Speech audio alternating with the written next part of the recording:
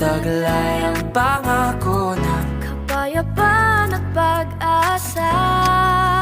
dapat lang Isipin at paghandaan ang halalan ng kinabukasan.